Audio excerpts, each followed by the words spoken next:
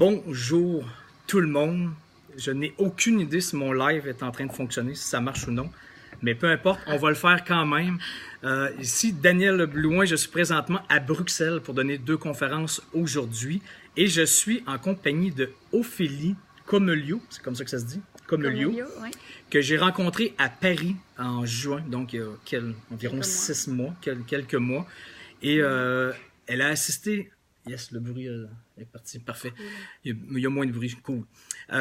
Ophélie a assisté à ma conférence Sortie de zone à Paris en juin dernier et là, elle vient de me raconter ce que ça t'a fait, ce que ça t'a provoqué comme sortie de zone. Et j'aimerais ça que tu en parles parce que j'ai trouvé ça super inspirant. Tu es un exemple parfait de sortie de zone. Explique-moi dans quel contexte tu étais à l'époque quand tu as vu ma conférence. Qu'est-ce qui s'est passé dans ta vie comme sortie de zone inspirante? Parce que c'est très inspirant. Donc à l'époque, j'étais salariée en Allemagne. Oui. Mais on s'était vu à Paris, mais tu habitais en Allemagne à l'époque. Voilà, hein? on s'était vu à Paris. Moi, j'habitais en Allemagne. J'étais salariée dans une entreprise. Et dans une situation assez confortable, on va dire. Toi, tu étudiais en économie. Tu travaillais oui. en finance en voilà, Allemagne. Analyse financière en Allemagne. Voilà, j'étais dans un job assez confortable, bien payé, horaire flexible. Toutes les bonnes raisons pour ne pas faire une sortie de zone. Exactement. Et pourtant, ça faisait beaucoup d'années. En tout cas, j'avais déjà passé mon diplôme de coach en 2010. Donc, ça faisait vraiment plusieurs années que je savais que j'avais envie de me diriger vers là, que j'avais envie de me lancer en tant qu'indépendante, etc. Mais je pense qu'inconsciemment, Tu remettais toujours plus tard, tu procrastinais parce que c'était inconfortable, difficile. Je me disais que j'avais le temps et que Et que ta situation était tellement confortable que ça ne valait pas le coup d'essayer de se créer des problèmes pour rien. Voilà, j'avais peur sûrement aussi de faire le pas parce que c'est l'inconnu. Est-ce que ça va marcher? Est-ce que... Donc tu refoulais un peu ce que tu avais réellement le goût de faire dans la vie. Exact. Parce que est-ce que tu étais passionné par ce que tu faisais en Allemagne? Non. Pas du tout? Disons que c'était confortable, j'avais des chouettes collègues, donc ça c'est déjà important, mais par contre le travail en soi me faisait pas vibrer, ne m'épanouissait pas vraiment et ça avait surtout pas beaucoup de sens. Et ce que tu m'as dit aussi que tout à l'heure avant l'entrevue, c'est que tu as toujours pris des décisions en fonction de t'ouvrir plein de portes. Exact. D'avoir plein de possibilités, que ça soit facile. Oui, en fait, quand on m'a demandé ce que je voulais faire plus tard, quand il a fallu choisir des études, en fait, je ne savais pas ce que je voulais faire pendant 40, 50, 60 ans. Comme plusieurs d'entre nous, oui. Donc, ce qui m'a semblé le plus intelligent à l'époque... Rationnel, cérébral et raisonnable. C'est de choisir des études qui m'ouvrent des portes et qui me permettent de... Ça, c'est très rationnel. Ça, c'est très... Ça, c'est être motivé un petit peu par la peur de manquer de ne pas aller vers ce qu'on sent qu'on doit faire, mais d'y aller avec la sécurité, la facilité. On s'entend? Oui, c'est un peu ça? Okay. Donc, toi, tu étais en Allemagne et en juin dernier, tu étais à Paris, tu assistais à ma conférence et comment tu l'as vécu? Donc, pendant toute la durée de la conférence, j'étais vraiment... j'ai adoré. J'ai vraiment adoré et là, tu ne dis pas ça parce que je suis ici, là. Non, non, mais en fait, ça m'a troublée. J'avais envie de pleurer, en fait. Pendant toute la durée de la conférence, j'avais envie de pleurer. Donc, j'étais émue, bousculée, et à la fin de la conférence, complètement paumée, quoi. Paumée, ça veut dire perdu, en québécois. Perdu, d'accord. Perdu. Donc, je suis venue te trouver. Tu t'en souviens? Oui, je me souviens, tu étais avec ta mère. J'étais avec ma maman. Donc je t'ai dit, voilà, ce que je te dis, c'était top, la conférence était top, mais maintenant il faut m'aider parce que moi je suis perdue. Et tu m'as posé une question, c'est assez puissant parce qu'on n'a vraiment pas beaucoup parlé, ouais, ça a été mais vite. tu m'as posé une question et elle a bousculé, elle a complètement changé le cours de mon année et de ma vie probablement. Donc la question c'était, si tu devais mourir demain, qu'est-ce que tu regretterais le plus de ne pas avoir fait? Et là? Et moi, ça m'a donné un électrochoc intérieur. J'ai eu une réponse, une prise de conscience, une réponse de mon cœur, en fait. Comme tu dis, c'était pas rationnel. J'étais beaucoup dans le mental, beaucoup dans le rationnel, beaucoup dans le cérébral. Dans le raisonnable. Mais là, pour le coup, cette question-là, elle m'a obligée à avoir une réponse du cœur, en fait. T'as senti? J'ai senti ben voilà, qu'il fallait que je rentre en Belgique, Parce qu'il que fallait t'es que belge. je démissionne. Tu es une Belge. On est à Bruxelles. Oui, et puis l'idée, c'est que j'ai envie de me lancer en français. Lancer ta business, devenir travailleur autonome. Je ne maîtrise pas assez l'allemand aussi que pour tout le vocabulaire. Oui. Donc là, tu as senti ça. Oui. Et qu'est-ce qui s'est passé après? Alors là, c'était au mois de juin. Ouais. Et figure-toi que le 30 juin, quelques jours après ma conférence et notre rencontre, j'ai remis ma démission. Ensuite, j'avais un préavis de 3 mois. Donc voilà, j'ai travaillé jusqu'à fin septembre. Et donc, je suis de retour à Bruxelles depuis 2 petits mois. Et maintenant que tu as fait ta grande sortie de zone, ça, c'est une grande sortie de zone assez majeure, personnelle, professionnelle, parce que tu t'étais séparé aussi de ton conjoint à l'époque, voilà. pas à cause de la conférence, mais ça c'était déjà fait. Déjà 2 ans à l'avance. Et maintenant que c'est fait, que tu es rendu ici à Bruxelles, quelques mois plus tard, avec le recul, est-ce que... Je te dis merci. C'est vrai.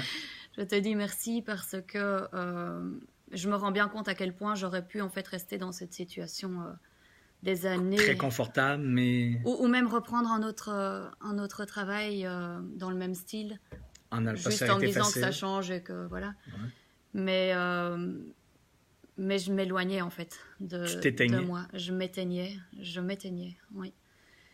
Et c'est une joie de pouvoir me dire que chaque jour je peux faire ce que j'aime en fait. Consacrer mon temps, parce que mon temps c'est ma vie. Donc maintenant tu fais uniquement ce que tu aimes. Voilà. Tu es revenu chez toi en Belgique. Oui. Et tu fais un métier maintenant que tu aimes. Exact. Qui te passionne. Mm-hmm. Donc, écoutez, le message est clair. C'est un conseil à donner à ceux qui sont peut-être présentement perdus ou ne savent pas trop, ne se posent pas la question, ou ne sont pas conscients de ce qu'ils sont en train de vivre peut-être, ou qui procrastinent, ou qui remettent à plus tard ce qu'ils doivent faire. Qu'est-ce que tu as à leur dire? Mais je dirais que je pense que quand on... je pense qu'en général, on sait au fond de nous ce qui nous fait vibrer et ce qui donne du sens à notre vie. Et je pense que quand on sent ça, quand on entend cette petite voix, il faut y aller. Peu importe si on ne comprend pas, comme tu disais, on ne comprend pas toujours. Peu importe. C'est rare qu'on comprenne. En général, on ne veut pas l'écouter parce qu'elle nous amène sur un chemin difficile. Et on aime le facile. Mais sauf que si on avait une vie que de facile, je pense qu'on serait ennuyé. Ce serait ennuyeux. Je pense qu'on ne serait pas épanoui. Est-ce que présentement, tu t'ennuies de l'Allemagne ou de ton travail dans une banque en finance? Ou... Pas du tout. Zéro? Non, zéro. Tu penses que tu ne regretteras jamais, même si c'est difficile? Je ne regretterai jamais, même si c'est difficile. Oui. D'accord. Et alors, une question...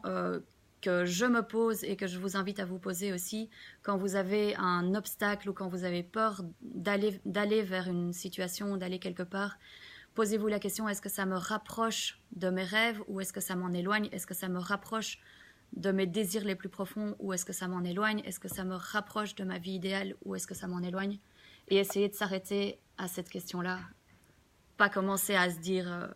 tout ce qui peut se passer. Des fois, c'est pas si compliqué que ça. Hein. Voilà. C'est simple. J'ai réussi à me poser juste une question au lieu de 1000 et ça m'a aidé. C'est très stressant, c'est très difficile, mais c'est simple. Voilà. C'est quand même simple. Quand on ose se poser la question. Et là, la fluidité arrive, la synchronicité arrive, la magie de la vie arrive, en fait. Écoutez, je ne peux pas être plus d'accord avec ce que tu dis, ça c'est sûr. Et si jamais il y a des gens qui veulent te rejoindre ou je sais pas trop voir ce que tu fais, comment les gens peuvent te rejoindre? Mais déjà, Ophélie Comelio sur Facebook et ophéliecomelio.com sera disponible dans une semaine. Si vous voulez en savoir plus, donc merci pour ton témoignage très inspirant. Ouais, merci. Et comme vous pouvez voir, on ne meurt pas nécessairement à faire des sorties de zone, même si c'est des sorties de zone majeures qui impliquent le personnel, le professionnel, qui chamboulent une vie. Tu n'as pas l'air d'une fille qui fait pitié. Ouais, ça amène de la joie, même s'il y a des challenges. C'est cool. Et c'est souvent quand il y a des challenges que ça mène à la joie. Écoutez, à bientôt. J'espère que ça vous inspire un peu et que vous vous rendez compte qu'on ne meurt pas à faire des sorties de zone et qu'après après quelques semaines, quelques mois, souvent on regarde en arrière et on se dit par chance que je suis sorti de ma zone et par chance que j'ai continué dans le bout difficile pour me rendre au point de bascule où là, je sais ce qui est arrivé et jamais souvent, est-ce que tu dis des fois avoir su ce que je viens de vivre là, ma sortie de zone, et que je serais autant heureuse de revenir en Belgique, de changer de travail. Est-ce que tu dis que j'aurais dû faire ça avant? Ah, oui, c'est sûr. Oui. Après, je pense que... Oui, clairement. Est-ce que tu as l'impression d'avoir peut-être perdu, gaspillé quelques mois ou quelques années, avoir su avant? Là? Je sais que c'est facile à dire après. Là. Quand on est dedans, on n'est même pas conscient souvent de ça. Mais est-ce que tu as l'impression d'avoir perdu un peu de temps? J'ai perdu un peu de temps. En même temps, j'ai appris d'autres choses qui me permettent de rentrer dans cette nouvelle zone autrement. Ouais. Mais clairement, moi, je vous invite à agir parce que je pense que c'est quand on est sur le terrain qu'on grandit, qu'on apprend le métier aussi. C'est quand on se lance. Oui, absolument. Et ne pas essayer de prédire l'avenir. Le problème, moi, j'étais dans la théorie, en fait. Pendant des années, dans les séminaires, à apprendre. Connaissance. Les connaissances, un truc mais de fou. Mais tu faisais rien. Un truc de fou. T'intégrais rien. Parce que tu le faisais pas. Peu, du coup. Pas rien, mais on s'entend. Et du coup, je pense que l'accélération se fait de manière exponentielle quand on passe à l'action. Ouais. On l'intègre beaucoup plus lorsqu'on le fait. Faut le vivre pour comprendre. Donc, absolument, je suis d'accord. Écoutez, à bientôt. J'espère que vous avez aimé le témoignage de Ophélie Comelio et sinon sur ophélie.com. opheliecomelio.com. Ciao, bye. Bye bye.